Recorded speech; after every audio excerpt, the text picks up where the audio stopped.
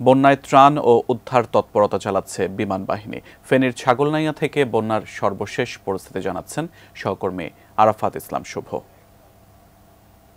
দর্শক, এই মুহূর্তে আমি রয়েছি বন্যা কবলিত ফেনীর ছাগলনাইয়া সরকারি উচ্চ বিদ্যালয়ের মাঠে এবং আমার পেছনে দেখতে পাচ্ছেন যে বাংলাদেশ বিমান বাহিনীর একটি হেলিকপ্টার।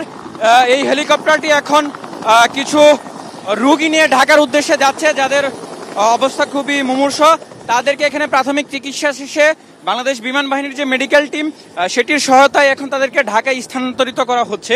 এবং আমরা এখানে আসার পর এখন আমি যদি একটু আমার সহকর্মীর মাধ্যমে দেখানোর চেষ্টা করি, আমি যে মাঠটিতে দাঁড়িয়ে রয়েছি এই মাঠের বর্তমান অবস্থা, এটি কিন্তু গত দুদিন আগেও কিন্তু এখানে পানিতে টইটুম্বুর ছিল, অর্থাৎ আকস্মিক যে বন্যা স্মরণকাল ভয়াবহ বন্যা, সেই বন্যা এই এলাকাটি নিমজ্জিত ছিল।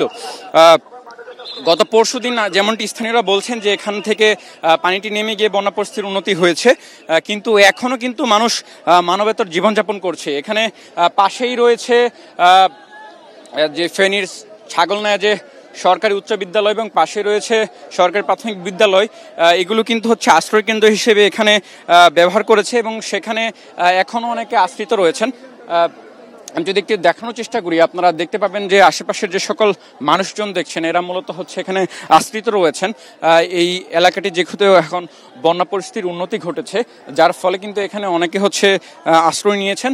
এবং আমি যারা বন্যার্ত রয়েছে তাদের সাথে বেশ কয়েকজনের সাথে কথা বলে যেটি জানার চেষ্টা করেছি, তারা যেমনটি বলছেন এই মুহূর্তে তাদের স্বজন থেকে শুরু করে পরিচিত অনেকজন আশেপাশের যে সকল এলাকাগুলো রয়েছে যেগুলো থেকে এখনো বন্যার পানি নামেনি, সে সকল এলাকাগুলোতে তারা তাদেরকে উদ্ধার কার্যক্রম করার কথা বলছেন। এবং যদি সেটিও সম্ভব না হয়, অন্তত এই মুহূর্তে তাদের প্রয়োজন খাদ্য সহায়তা, বিশুদ্ধ খাবার পানি, এর পাশাপাশি শুকনো খাবার যদি তাদের কাছে পৌঁছানো সম্ভব হয়, তাহলে তারা যেমনটি বলছেন তাদেরকে বাঁচিয়ে রাখা সম্ভব, এটি তারা হচ্ছে বলছেন।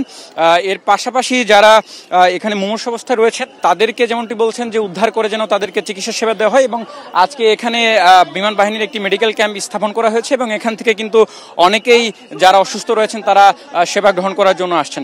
সব মিলে এখন পর্যন্ত এই ছিল আমার কাছে বন্যা কবলিত ফেনীর ছাগলনাইয়া থেকে সর্বশেষ পরিস্থিতি।